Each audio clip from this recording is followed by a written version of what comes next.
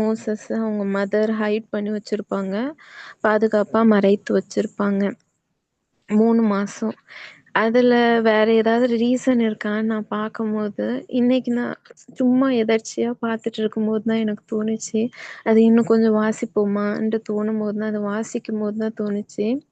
அந்த குழந்தை அழகா இருந்துச்சுன்னு என்று கண்டு அதை 3 மாதம் ஒளித்து வைத்தாள்ன்ட்டு இருந்துச்சு. யாத்திராகமம் 2:2 அதுல அழகா இருந்துச்சு அந்த குழந்தை. அதுக்காக சரி அழகா இருக்குது குழந்தை யார் தான் விடுவா? அந்த குழந்தைய மறைச்சு வச்சிருக்கணும்னு தானே நினைப்பாங்க. எல்லா தாயும் அப்படிதானே, என் குழந்தை அழகா இருக்கும்னு சொல்லி தானே அத மறைச்சு மறைச்சு வச்சிருப்பாங்க. அப்போதான் எனக்கு எங்க அம்மா ஒரு நாள் என்னோட டெஸ்டமனி ஒரு நாள் ஷேர் பண்ணாங்க. என்கிட்ட சொல்லுவாங்க. ஒவ்வொரு டெஸ்டமனி சொல்லுவாங்க. சின்ன வயசுலேருந்து நான் எப்படி இருந்தேன்றது சொல்லும்போது தான், அம்மாக்கு பிரெக்னன்சி டைம்லயே சொல்லிட்டாங்களாம். இந்த குழந்தைக்கு பெரிய பாதிப்பு இருக்கும்னு சொல்லிட்டாங்களாம். ஆனா எங்க அம்மாக்கு தெரியாது. எங்க அப்பாக்கு தெரியும். ஏன்னா எங்க அப்பா எங்க அம்மாட்ட சொல்லவே இல்ல. எதுக்குன்னு பார்த்தான்னா, அந்த குழந்தை சொல்லணும்னா வேணும். எங்க அப்பாக்கு வேணுன்றது ஆசை. அதுக்காக என்ன செஞ்சுட்டாங்கன்னா, அந்த குழந்தைக்கு அந்த பாதிப்பு இருக்குன்றது எதுவுமே சொல்லல. அவங்களும் ரொம்ப சொல்லி பார்த்தாங்களாம் டாக்டர் அபார்ஷன் பண்ணிருங்க. ஏன்னா பெரிய பாதிப்பு மாரி தெரியுது. ஸோ அபார்ஷன் பண்ணிருங்கன்னு ரொம்ப சொல்லி பார்த்துருப்பாங்க போல எங்க அப்பாட்ட. ஆனா கேட்கவே இல்ல. சரி அதுக்கப்புறமும் பிறந்த அப்புறம் தான் எங்க அம்மாக்கே தெரியுமா. அப்போ எங்க அம்மா இங்க தான் இருந்திருக்காங்க. தனியா இருந்திருக்காங்க. ரொம்ப கஷ்டமா இருக்கும்ல. இப்படிப்பட்ட அழகான குழந்தையா இருந்தா பரவால்ல. ரொம்ப பாதிக்கப்பட்ட ஒரு குழந்தையா இருந்தா எவ்வளோ கஷ்டமா இருக்கும். அதுலயும் ஒரு மாரி ப்ளூ கலர்ல பிறந்தேன்னு சொல்லுவாங்க. சொல்லணும்னா ரொம்ப நேரம் அந்த இருந்ததுனால வயித்துக்குள்ளேயே இருந்ததுனால ப்ளூ கலர்ல பிறந்தேன். அந்த மாரி எல்லாம் சொன்னாங்க. இன்குபேட்டர்ல தான் வச்சிருந்தாங்க. 16 டேஸ் இன்ஜெக்ஷன். அந்த குழந்தையோட கை, கால் கூட இவ்ளோ அசிங்கமா அ இப்பவும் கொஞ்சம் பரவால்ல சர்ஜரி பண்ணி. ஆனா, ரொம்ப அசிங்கமா இருக்கும்.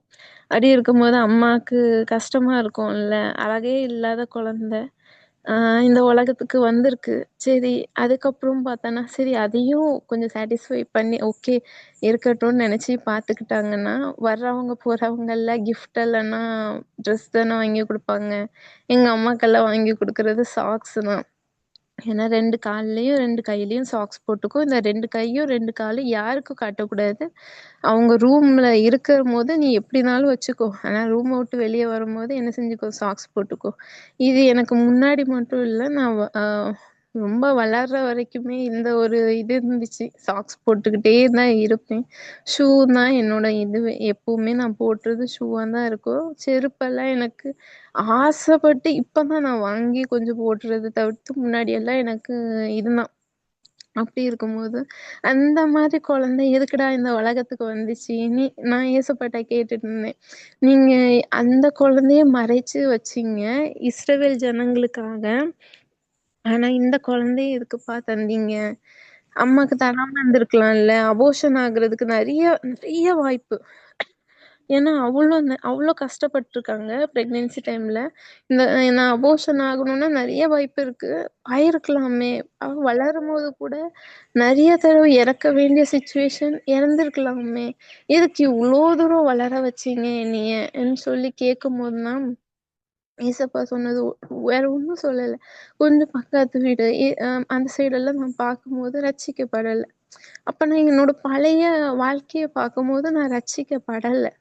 நான் ஒவ்வொரு கடவுளா தான் பார்த்தேன். ஏன்னா எனக்கு பழசு மறந்துருச்சு. சின்ன வயசுல கொஞ்சம் பழசு மறந்ததுனால எனக்கு யாரு உண்மையான கடவுள்னே தெரியல.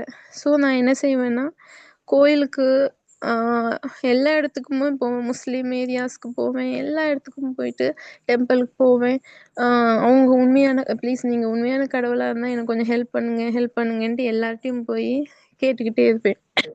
ஏன்னா நான் என்னோட ஹையஸ்ட் மார்க்கே 0, 1 தான். அதனால நான் கேட்பேன். ஏன்னா எங்க அம்மா டெய்லி என்னைய குறிச்சு அழுதுகிட்டே இருப்பாங்க.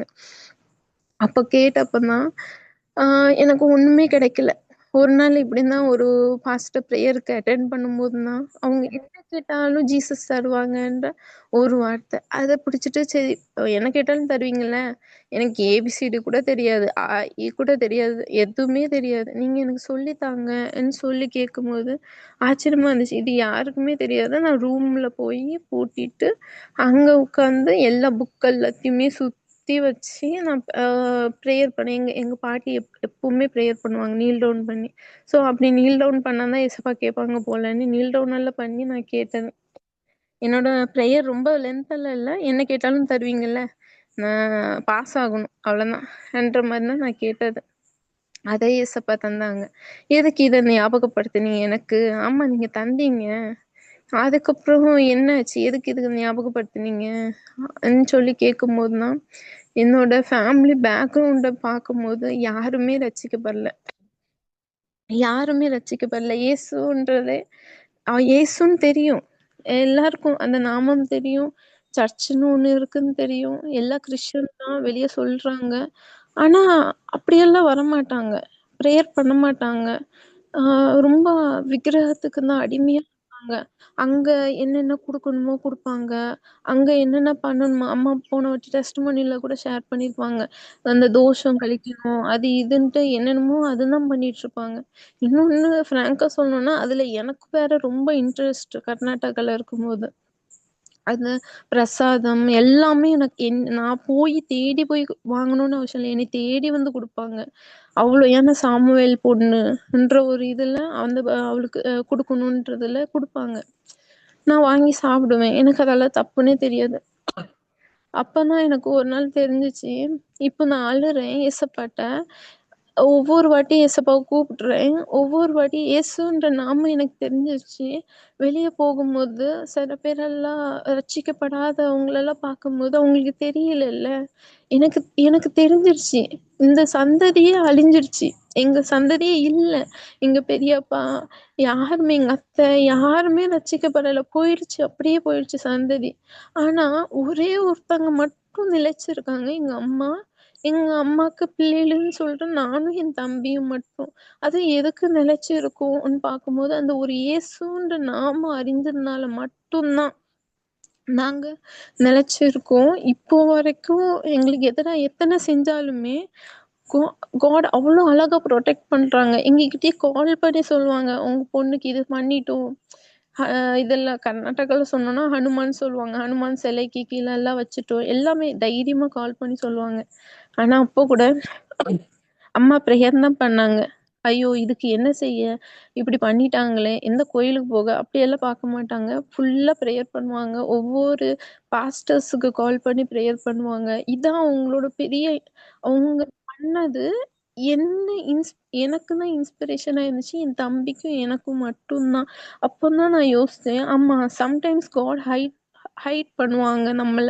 எப்படி எதுக்காகன்னா, நம்மள புரொடெக்ட் பண்றதுக்காகவும், நம்மளோட ஃபியூச்சர காப்பாத்துறதுக்காகவும், நம்மளோட பர்ப்பஸ்க்காகவும் சில நேரம் நம்மள ஹைட் பண்ணுவாங்கன்னு தெரிஞ்சுச்சு. ஓ! இதுக்காக தான் நம்மள ஹைட் பண்ணியிருக்காங்களா? ஏன்னா யாருமே ரட்சிக்கப்படாதபோது, காலி 3 பேரு தான் இந்த இதுல பட்டு உயிரோட இருக்கோம். ஏன்னா எல்லாம் இறந்துட்டாங்க. உயிரோட இருக்கிறதுனா, நாங்க பசங்க இதுல ஜெனரேஷன்ல நானும் என் தம்பியும் மட்டும் தான்.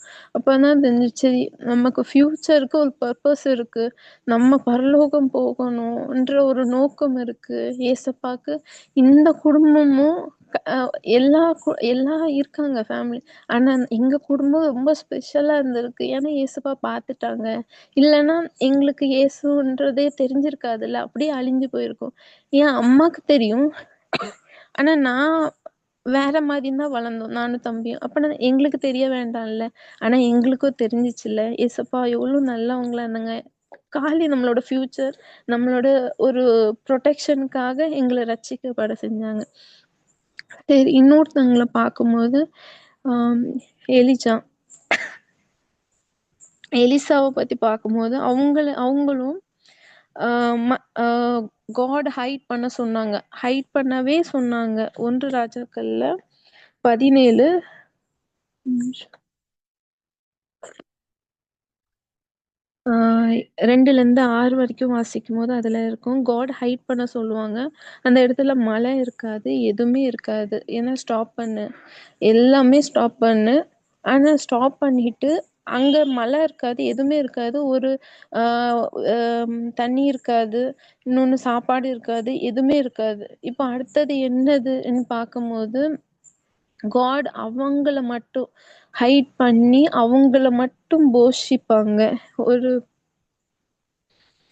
ஒரு கேரித் ஆற்றண்டைக்கு போவோன்னு சொல்லி, அங்கதான் காட் அவங்கள போஷிப்பாங்க. எத வச்சு போஷிப்பாங்கன்னா, காகைகள் மூலமாக போஷிப்பாங்கன்ட்டு இருக்கும். அப்படி இருக்கும்போது, அந்த தண்ணியும் பக்கத்துல நதி போகும். அந்த இதுல குடிச்சுக்கோன்னு சொல்லுவாங்க. அப்பதான் நான் நெனச்சேன், என்ன ஏசப்பா இது லாக்டவுன் டைம்ல தான் இவங்கள பத்தி எனக்கு தெரியும். அப்போ அ எலிஷாவ பத்தி பார்க்கும்போது, என்னடா இவங்க புதுசா இருக்காங்க. என்ன காக்காலாம் வந்து இவங்கள போஷிக்குதா? எனக்கு புதுசா இருக்கேன்ற மாரி நான் உண்மையிலே சிரிச்சேன் தான். புதுசா இருந்துச்சு. அப்பதான் நான் ஒரு நாள் லாக்டவுன் டைம்ல நாங்க அப்படியே தனியா வந்துட்டோம். ஒரு நீங்க ஹோ சுத்தமா சாப்பிடுறதுக்கு வழி இல்ல. ரூ. 1 கூட இல்ல. இப்ப நான் டிராவல் பண்ணி இன்னொருத்தவங்க கிட்ட போய் ஹெல்ப் கேட்கணும்னாலும் முடியாது. லாக்டவுன். இன்னொன்னு காசுமே இல்ல. அக்கவுண்ட்லயுமே யாரும் போட முடியாது. ஏன்னா எங்களுக்கு தெரிஞ்சதுன்ட்டு யாருமே இல்ல. அப்ப ஒவ்வொரு வாட்டியும் ஆ என்னோட எங்க அம்மாவோட விசுவாசம் என்னன்னா, ஒரு சைட்ல உட்கார்ந்து அழுவோம். அழுதுட்டு காகைகள போஷித்த தேவன் காகைகள் மூலமாக எலியாவ போஷித்த தேவன் எங்கள போஷிக்க மாட்டீங்களா? எங்களுக்குன்ட்டு ஒண்ணு தரமாட்டீங்களாப்பா? சாப்பிடுறதுக்கு நாளைக்கு சாப்பிடுறதுக்கு இன்னைக்கு அரிசி இல்ல. நான் என்ன பண்ணட்டும்? மத்தவங்கலாம் கிண்டல் பண்ணுவாங்க. "ஆ உங்க பொண்ணு தான, எங்கேயாவது வேலைக்கு அனுப்பு. ஏதாவது ஜவுளி கடைக்கு அனுப்பு." ஏன்னா அந்த டைம் தான் எனக்கு காலேஜுக்கு போகணும். நான் 12த் கம்ப்ளீட் பண்ணியிருக்கேன். சாப்பிடுறதுக்கே வழி இல்லன்னா காலேஜ் ஃபீஸ் எங்கேருந்து கட்ட முடியும்? ஒண்ணுமே முடியாது. அழுவோம், அழுதுகிட்டே இருப்போம். நானும் அம்மாவும் அழுது அழுது ஜெபம் பண்ணுவோம். ஆனா, ஒரு நாள் கூட எங்களுக்கு இல்லன்னு சொல்லவே முடியாது. ஏன்னா, இன்னைக்கு எங்களுக்கு காலியாக போகுதுன்னா, நாளைக்கு அது யாருன்னே தெரியாது. தெரிஞ்சலாவது பரவால்ல. இவங்க எனக்கு தெரியும். இவங்க வந்து சாப்பாடு குடுத்துருக்காங்கன்ட்டு ஒருத்தவங்களோட பேர் சொல்லலாம். ஆனா, இவங்கள யாருமே தெரியாதவங்க தான் எங்களுக்கு வந்து போஷித்தாங்க. அப்பதான் தெரிஞ்சுச்சு. இவ்ளோ வல்லமையுள்ள தேவனா இருக்காங்க. ஒரு காகைகள் மூலமா போஷிக்கிற தேவனா இருக்காங்க. சில நேரம் நம்மள அங்கேயும் மறைத்து வைப்பாங்க. அந்த இடம் யாருக்குமே தெரியாது. சின்ன இடம் தான். யாருக்குமே பிரபலமாலாம் தெரியாது. ஸோ ஹெல்ப் பண்ற அளவுக்கு வெளிப்படையா வந்து ஹெல்ப் பண்ணுவோம் இந்த ஃபேமிலிக்கு வந்துட்டு அப்படியெல்லாம் இல்ல. அங்க ஒரு ஒரு ஒரே ஒரு ரூம். அந்த ஒரு ரூம்ல நாங்க உட்கார்ந்துட்டுருக்கோம். ஹெல்ப் பண்றாங்க.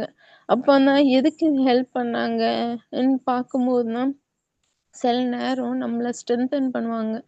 காட் அந்த பிரைவேட்டா ஒரு இடத்துல உட்கார வச்சு பப்ளிக்கா உனக்கு யாரும் ஹெல்ப் பண்ண மாட்டாங்கடா. யாருமே ஹெல்ப் பண்ண மாட்டாங்க. உன்னை இங்க ஹைட் பண்ணி வச்சிருக்கேன். எதுக்குன்னா, நான் தான் உனக்கு ஹெல்ப் பண்ணுவேன். என்கிட்ட இருந்து தான் உனக்கு ஹெல்ப் வரும். ஏன்னா எல்லாரும் நெகட்டிவா தான் பேசுவாங்க. நெகட்டிவா தான் நடப்பாங்க. எல்லாமே நெகட்டிவா தான் நடக்கும். ஆனா உண்மையில சொல்றேன் என் காதுல ஒண்ணு கூட விழல. உனக்கு அட்மிஷன் கிடைக்காது, அது கிடைக்காது, இது கிடைக்காது, காலேஜே கிடைக்காதுன்னாங்க. அம்மாவும் பிபிஏ படிப்போம். ஏன்னா சும்மா ஒரு கோர்ஸ் முடி பாப்பான்னாங்க. பட் அவ்ளோ சீப்பா வைக்கல. ஏன்னா ஸ்ட்ரென்தன் பண்றதுக்குன்னு வச்சவங்க, அவ்ளோ தூரம் ஸ்ட்ரென்தன் பண்ணாங்க. ரொம்ப நம்ப முடியாத அளவுக்கு. ஏன்னா, இப்போ நாங்க சொந்த வீட்ல உட்கார்ந்துட்டு இருக்கோம். மத்தவங்க பார்க்கும்போது, சரி ஏதோ இன்ஃப்ளூயன்ஸ் மூலமா வந்து உட்கார்ந்துட்டு இருக்காங்க. ஆனா நாங்க தான் பார்த்தோம், இங்க நாங்க சும்மா உட்கார்ந்தோம். எங்களுக்காக யுத்தம் பண்ணது தேவன் தான். ஏன்னா நாங்க யாரையுமே கூப்பிடல. எங்களுக்கு ஹெல்ப் பண்ண வந்தவங்கலாம் யாரு எங்க சொந்தக்காரங்கன்னு சொன்னாங்க. ஆனா யாருன்னு இப்போ வரைக்கும் எங்களுக்கு தெரியாது. திடீர்னு வந்தாங்க, திடீர்னு போயிட்டாங்க. அப்படின்னு தான் இருந்துச்சு. ஆனா நாங்க நம்புறோம். அதுவும் தேவன் தான் எங்களுக்கு தந்தாங்க. சில நேரம் பிரைவேட்டா நம்ம ஒரு பாகத்துல உட்கார்ந்துட்டுருப்போம். நமக்கு யாருமே ஹெல்ப் பண்ண மாட்டாங்கன்ட்டு. ஆனா, அப்போ யாருமே இல்லைன்னும் தோணும். ஏசப்பா கூட நம்ம கூட இல்லன்னு தோணும். ஆனா, உண்மையான ஒரு விஷயம் என்னன்னா, அந்த அந்த பிரைவேட்ல தான் ஏசப்பா ரொம்ப பேசுவாங்க. அந்த பிரைவேட் டைம்ல தான், உன் கூட யாருமே இல்லன்ற டைம்ல தான் காட் நம்மள ரொம்ப ஸ்ட்ரென்தன் பண்ணுவாங்க. அவங்களோட வார்த்தை இருக்குல்ல, ஒவ்வொன்னும் நமக்கு ஆழமா பதியும். ஆழமா பேசுவாங்க. ஏன்னா மத்தவங்களோட வார்த்தை ஃபுல்லாவே உடைக்கும். ஆனா அவங்க வார்த்தை மட்டும் ஏதோ வகையில நம்மள உருவாக்கிட்டு இருக்கும். அப்பதான் தெரிஞ்சுச்சு, ஓ! இதுக்கு தான் நம்மள ஃப்ரெண்ட்ஸு யாருமே இல்லாம தனியா, தனியா பிரிச்சு, பிரிச்சு கூட்டிட்டு போனாங்க. இதுக்கு தான் ஃபேமிலி யாருமே இல்ல உனக்கு. நான் தான்ன்றது காட்டுறதுக்காக தான் இவ்ளோ பிரைவேட்டா நம்மள வச்சிருக்காங்க போல. சில நேரம் அந்த மாரியும் காட் நம்மள ஹைட் பண்ணுவாங்க. இன்னொன்னு தாவீது. தாவீது ஒவ்வொரு கெபிகள்லயும் ஹைட் ஆகி உட்கார்ந்துட்டுருப்பாங்க. 1 சாமுவேல் 22லேருந்து 24 வரைக்குமே நீங்க பார்க்கலாம். நான் எப்பவுமே எங்க அம்மாட்ட ஒரு கேட்கிற பழக்கம் இருக்கு. "எனக்கு என்னம்மா பிடிக்கும்? நீ சொல்லு." ஏன்னா நான் டெஸ்ட் பண்ணுவேன். எனக்கு என்ன பிடிக்கும் எங்க அம்மா சொல்லணும்னு நான் டெஸ்ட் பண்ணுவேன். அப்பதான் நான் நெனச்சேன், எதுக்கு நம்ம இது இந்த மாரி டெஸ்ட் பண்றோம்ன்ற மாரி எனக்கு தோணுச்சு ஒரு நாள். ஆனாலும் விடமாட்டேன். மறுபடியும் கேட்பேன். எனக்கு என்ன பிடிக்கும்? எனக்கு என்ன சாப்பாடு பிடிக்கும்? என்ன கலர் பிடிக்கும்? ஏன்னா எங்க அம்மாக்கு இதுவே ரொம்ப பர்டனா இருந்துச்சு. என்னடா இந்த பொண்ணு இப்படி கேட்டுக்கிட்டே இருக்காளே! இவளுக்கு என்ன பிடிக்கும்? இவளுக்கு என்ன பிடிக்கும்ன்ட்டு. ஆனா அப்பதான் தோணுச்சு, ஒரு நாள் கூட நான் யோசிக்கல. எங்க அம்மாவ கொஸ்டின் கேட்கேன். எங்க அம்மாக்கு எவ்வளோ தூரம் என்ன பத்தி தெரியும்னு நான் பார்க்குறேன்ட்டு நான் அவங்கள கொஸ்டின் பண்ணிட்டு இருந்தா, காட் ஒரு நாள் என்கிட்ட கொஸ்டின் பண்ணாங்க. "எனக்கு என்ன பிடிக்கும்னு நீ சொல்லுன்ட்டு." ஒரு வார்த்தை கூட ரிப்ளை பண்ணவே என்னால முடியல. ஆமா, காடுக்கு என்ன பிடிக்கும்? காடோட வில் என்னது? காட் என்ன ஆசைப்படுறாங்க? காட் எந்த இடத்துல அமைதியா இருக்க சொல்லியிருக்காங்க? காட் எந்த இடத்துல பேசணும்னு சொல்லியிருக்காங்க? எதுவுமே தெரியாது. நான் பாட்டுக்கு அலைஞ்சேன். ஆனா இந்த ஒரு வார்த்தை என்கிட்ட வரும்போது தான் கொஞ்சம் யோசிக்கயும்னு எனக்கு தோணுச்சு. ஆமான்னு. அப்பதான் தாவீத பத்தி பார்க்கும்போது சவுலுக்கு பயந்து ஒளிஞ்சு ஒளிஞ்சு போயிருந்தாங்க. ஒளிஞ்சு தான் இருந்தாங்க.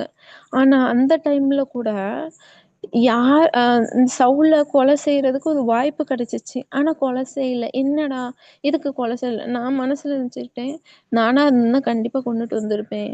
என்ற மாரி தான் நான் மனசுல நினைச்சேன். ஆனா அந்த டைம்ல காட் ஒருத்தங்கள அபிஷேகம் பண்ணா, அவங்களுக்கு எதிரா நான் கை போடக்கூடாதுன்றதுல அவங்க ரொம்ப கான்ஷியஸோட இருந்தாங்க. அந்த கான்ஷியஸ எப்போ நான் விட்டேனே எனக்கு தெரியல. ஏன்னா கொஞ்சம் முன்னாடி நான் அப்படிதான் இருந்தேன். எப்போ விட்டேனே தெரியாது. நான் எல்லாரையும் குறை சொல்வேன். இந்த வசனம் தப்பா சொல்லியிருக்காங்க. இது எப்படி அவங்க புரட்டி போடலாம்? இது எப்படி அவங்க இப்படி பண்ணலாம்? இவங்க எப்படி இந்த மாரி கேவலமான ஒரு விஷயம் செய்யலாம்ன்னு சொல்லிட்டு, ஒவ்வொரு ஊழியக்காரங்களையும், ஒவ்வொரு ஏசப்பாவ அறிந்தவங்களையும் குறை சொல்லிக்கிட்டே தான் இருப்பேன். குறை சொல்றதே என் வாழ்க்கையாயிடுச்சு. அப்பதான் ஒரு நாள் ஓகே டிசைட் பண்ணேன். குறை சொல்லக்கூடாது. ஏன்னா, அதுல இருக்கிறது ஃபுல்லா தப்பு யார் மேலன்னா, என் மேல தான். அவங்களுக்கு நியாய தீர்ப்பு தேவன் தர்றதுக்கு அவங்க வல்லவரா இருக்காங்க. நான் யாரு அங்க போய் அவங்கள ஜட்ஜ் பண்றதுக்கு? அப்ப நான் தாவீதுக்கு தெரிஞ்சிருக்கு. காட் எத விரும்புறாங்க, எது விரும்பல. குறை சொல்றது ஏசப்பாக்கு எப்பவுமே பிடிக்காது. ஒருத்தங்கள ப்ளேம் பண்றது ஏசப்பாக்கு எப்பவுமே பிடிக்காது. அதே மாரி தான் காடோட வில் என்னது? காடோட சித்தம் என்னதுன்றதுல ரொம்ப கான்ஷியஸோட ஒவ்வொரு விஷயமும் அவங்க செஞ்சாங்க. ஒரு இடத்துல ஜெயிச்சுட்டு வந்துட்டோம். அப்ப நம்ம மறுபடியும் இன்னொரு இடத்துல ஏசப்பா இப்படித்தானே சொன்னாங்க. நம்ம ஜெயிச்சிடலாம்ன்னு தானே நம்ம யோசிப்போம். இல்லாம ஒரு இடத்துல ஜெயிச்சுட்டு வந்து மறுபடியும் ஒரு இடத்துக்கு யுத்தம் போம்போது, மறுபடியும் நான் என்ன செய்யணும்னு கேட்காங்க. அப்பதான் நான் யோசிச்சேன், எவ்ளோ பொறுமை அவங்களுக்கு இருக்கு. ஏன்னா, நமக்கு அவ்ளோ பொறுமை இருக்காதுங்க. ஒரு இடத்துல நம்ம ஜெயிச்சுட்டோம்னா, இன்னொரு இடத்துல நமக்கு கொஞ்சம் பெருமை வந்துரும். பெருமை வந்துட்டோ இல்லையோ, அடுத்த இடத்துல கான்ஃபிடென்ட் வந்துரும். நம்ம ஜெயிச்சிடலாம். அதனால நம்ம என்ன செஞ்சுருவோம், போயி ஏதோ பண்றோம்ன்னு சொல்லிட்டு பண்ணி, அங்க போய் அடிபட்டு, மறுபடியும் ஏசப்பா என்ன பண்ணணும்ன்று மறுபடியும் வந்து நிப்போம். அப்பதான் யோசிச்சேன், தாவீதோட எவ்ளோ பேஷன்ஸோட தாவீது இருந்தாங்க. ஒவ்வொரு சிச்சுவேஷன்லயும் தன்னோட மனைவி எல்லாரையுமே பிடிச்சுட்டு போகும்போது கூட எவ்வளோ பேஷன்ஸா இருந்தாங்க. சவுல் கொலை செய்ய வரும்போதும் எவ்வளோ பேஷன்ஸா இருந்தாங்க. தன்னோட பையனே எகென்ஸ்ட்டா வரும்போதும் எவ்வளோ பேஷன்ஸா இருந்தாங்க. அப்பன்னு தான் யோசிச்சேன். அவங்கள மாரி நம்ம ஓடல. நம்மளோட வாழ்க்கை இப்படி இல்லையே! அப்பன்னா நம்ம எவ்வளோ பேஷன்ஸா இருக்கணும். ஏசப்போட சித்தத்த எவ்வளோ அறிந்தவங்களா இருக்கணும். ஏன்னா, ஒவ்வொரு விஷயமும் நம்ம இது நம்ம ஒருத்தங்ககிட்ட பேசுறோம்னா, அது ஏசப்பாக்கு பிடிக்குமா? பிடிக்காதா? இவங்கட்ட நம்ம இது சொல்ல போறோம்னா, ஏசப்பாக்கு இந்த வார்த்தைய நான் சொல்றேனே, ஏசப்பாக்கு பிடிக்குமா? ன்றது நம்ம தான் கான்ஷியஸா இருக்கணும். ஆனா சில நேரம் அந்த கான்ஷியஸே இல்ல நமக்கு. அந்த டைம்ல தாவீத ஹைட் பண்ணி வச்சிருந்தாங்க. ஒவ்வொரு சிச்சுவேஷனும். ஏன்னா சவுல் கொன்றுக்கலாம். ஆனா கொல்லல. ஆனா சில நேரம் நம்மளோட வார்த்தையாலேயே நம்ம ஹைட் பண்ணவே முடியாது. நம்ம நல்லா மாட்டிப்போம். மாட்டிக்கிட்டு, ஐயோ! மாட்டிக்கிட்டோமே! இப்ப என்ன பண்ணன்ற மாரி தான் நம்ம முழிச்சுட்ருப்போம். அந்தபடி வேண்டாம். நம்ம கான்ஷியஸோட இருப்போம். எப்பவுமே மத்தவங்கட்ட பேசும்போதும், "ஏசப்பா, நான் இப்ப இவங்கட்ட பேசுறேன் ஏசப்பா. உங்களுக்கு சித்தமா இருந்தா, தேவனே ஏசப்பா கன்டினியூஸா பேசுறதுக்கு உதவி செய்யுங்க. இல்லன்னா ப்ளீஸ் தடுத்து நிப்பாட்டுங்க." முன்னாடி என்னோட ஜெபம் எப்படி இருக்கும்னா, "உமக்கு சித்தம் இல்லையா? நான் அவங்க என் லைஃப்ல வரவே கூடாது. அவங்ககிட்ட நான் பேசவே கூடாது." அதே மாதிரி அவங்களுக்கு சித்தம் இல்லாதவங்கள நான் சண்டைலாம் போட மாட்டேன். அவங்களே பிரிஞ்சு போயிருவாங்க. ஆனா அந்த மாரி இரு இ உண்மையிலே நடக்குது. என் லைஃப்ல நடந்திருக்கு. அதே மாரி நம்ம அப்படி கேட்டாலும் நடக்கும். ஏசப்பா சித்தம் இல்லாதவங்க யார்ட்டயும் நம்ம பேசக்கூடாது. ஏசப்பா சித்தம் இல்லாம எந்த விஷயத்தையும் செய்யக்கூடாது. ஏசப்பாக்கு ஒவ்வொரு விஷயமும் நம்ம கொஞ்சம் யோசிக்கணும். அம்மாக்கு இது பிடிக்குமா? அம்மாக்கு இது செஞ்சா ஓகேவா இருக்குமா? அம்மாக்கு இந்த கலர் பிடிக்குமா? அம்மாக்கு இந்த விஷயம் செஞ்சா பிடிக்குமான்ட்டு யோசிக்கிற நம்ம, ஒரு நிமிஷம் ஏசப்பாக்கு இது செஞ்சா பிடிக்குமா? ஏசப்பாக்கு அது செஞ்சா பிடிக்குமா? ஏசப்பாக்கு இந்த ட்ரெஸ் போட்டா பிடிக்குமா? ஏசப்பாக்கு நம்ம இந்த சாப்பாடு சாப்பிட்டா பிடிக்குமான்ட்டு யோசிச்சாலே போதும். ஏசப்பா உண்மையிலே சொல்றேன், நம்மள ஹைட் பண்ணி பத்திரமா பார்த்துப்பாங்க. யாருமே நம்மள தொட முடியாது. யாருமே நம்மள கஷ்டப்படுத்த முடியாது. யாருமே நமக்கு எதிராவும் நிக்க முடியாது. ஆனா இன்னொன்னு நான் சொல்லணும்னு ஆசைப்பட்டேன். தீத்து 1:14 விசுவாசத்திலே ஆரோக்கியமுள்ளவர்களாய் இருக்கும்படி நீ அவர்களைக் கண்டிப்பாய் கடிந்துகொள். இப்படி இருக்கும்போது, சில நேரம் விசுவாசமா இருக்கணும்னு எனக்கு தெரியும். ஆனா, நம்மளால கடைசி வரைக்கும் விசுவாசமா ஒரு ஸ்டேபிளா இருக்க முடியல. அதான் உண்மை. அப்பதான் நான் யோசிச்சேன், என்னைய சில பேரு ரொம்ப திட்டுவாங்க. திட்டிக்கிட்டே இருப்பாங்க. எப்ப பார்த்தாலும் திட்டுவாங்க. எரிச்சலா வரும். எனக்கு ஏன் தான் இவங்க திட்டுறாங்க என்னைய? என்னைய அழ வைக்கீங்க. என்னைய கஷ்டப்படுத்துறீங்க. சில நேரம் அழுது, அழுது, அழுது, அழுது எனக்கு கண்ணீரே ஒரு மாரி ஆயிரும். உடம்பு சரியில்லாமயே ஆயிரும். அவ்ளோ அழுவேன். எதுக்கு எனக்கு இப்படிப்பட்டவங்கள லைஃப்ல குடுத்துருக்கீங்க ஏசப்பான்னு கேட்கும்போது தான், உண்மையிலே இந்த வசனம் எனக்கு ஏசப்பா தந்தாங்க. "கண்டிப்பாய் கடிந்து கொள்." சில நேரம் நம்மட்ட பாசமா பேசுறாங்க. ஆனா, அவங்க பாசமா பேசுறதுல, பாசமா பேசி குடுக்குற முத்தத்துல அவ்ளோ வன்மம் இருக்கு.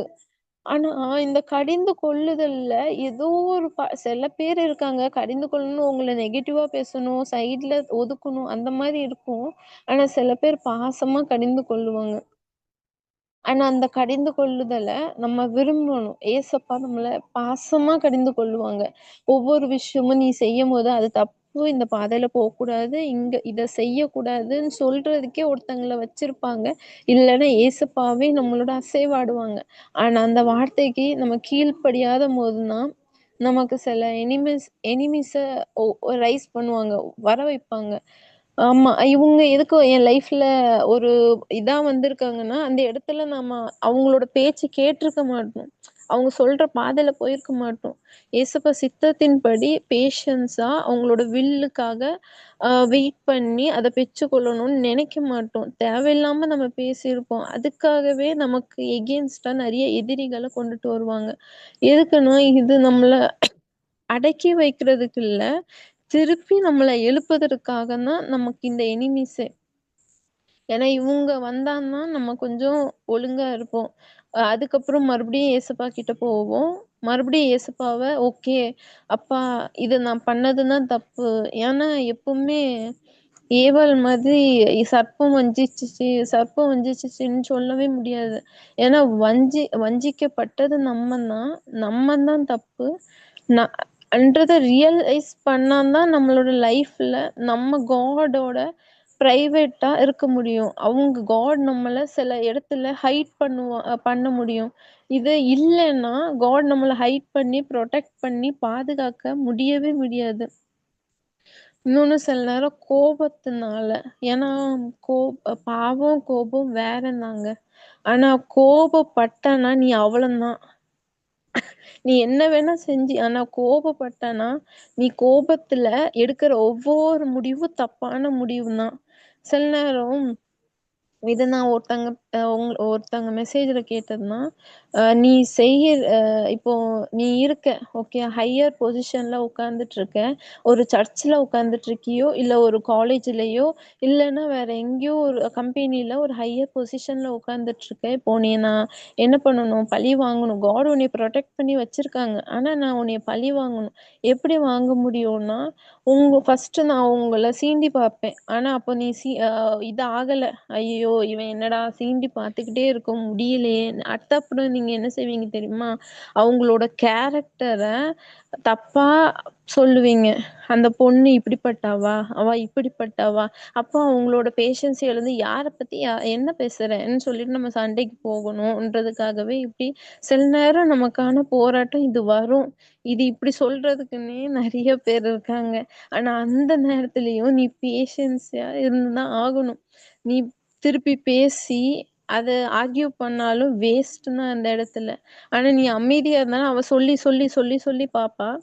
கடைசியில பார்த்தனா என்னடா இவ இதுலயுமே அசையமனிங்கா என்ற மாதிரி அப்படியே போயிரும். கோபப்படாம அப்புறம் காட் உங்களை ப்ரொடெக்ட் பண்றதுக்கு ஈஸியா இருக்கும். அந்த எகென்ஸ்டா இருந்தாங்க தெரியுமா, அவங்களுக்கு தேவன் பார்த்துப்பாங்க. ஆனா நீங்க இப்படி பேசினாலுமே என்ன செஞ்சாலுமே யா எதிர்த்து நிறைய பேர் வந்தாலுமே அமைதியா ஏசப்பா பார்த்துப்பாங்க. உங்களோட கேரக்டரை தப்பா பேசுறாங்களா, ஏசப்பா பார்த்துப்பாங்க. உங்களுக்கு எதிரா பேசுறாங்களா, ஏசப்பா பார்த்துப்பாங்க. உனக்கு கல்யாணமே ஆகாது, உனக்கு குழந்தையே பிறக்காது, உனக்கு காசே வராது, நீ முட்டாளு, உன் மூளையெல்லாம் ஒரு குப்பை தொட்டிக்கு போட்டாலும் அதுக்கு கூட சமமே இல்லை சொல்றாங்களா, ஏசப்பா பார்த்துப்பாங்க. அவ்வளவுதான். அதுலயே உட்கார்ந்துட்டு இருந்தானா உண்மையிலே சொல்றேன், ஏசப்பா பார்த்துப்பாங்க. ஆனா அதுக்கப்புறம் ஏசப்பா பார்த்துப்பாங்க பாத்தீங்களா, அது மேலானதா இருக்கும். அது வரைக்கும் இந்த இந்த சீசன் இருக்குல்ல, இந்த சீசன் என்னன்னா ப்ரொடெக்ஷன் தான். இந்த சீசன்ல எல்லாம் நீங்க அமைதியா இருந்தானா ஓகே, நீங்க காப்பாத்தப்படுவீங்க தேவனுடைய கிருபையால. இல்ல நான் என் பலத்தினால சண்டை போடுவேன்னா அது ரொம்ப கஷ்டம். இப்பொழுதே தேவன் கையில ஒப்பு கொடுத்துடலாம். நம்ம ஏசப்பா பார்த்துக்கிட்டோன்றதுக்காக நம்மளா சுயத்துல நம்ம எந்த முடிவும் எடுக்க வேண்டாம். தேவனே கடைசி வரைக்கும் நம்மளை மறைத்து வைக்கட்டும். இன்னுமே நம்மளோட இதுல எதுவுமே வேண்டாம் ஏசப்பா, எங்களோட சுயம் எதுவுமே வேண்டாம்ன்ட்டு நம்ம ப்ரே பண்ணிக்கலாம்.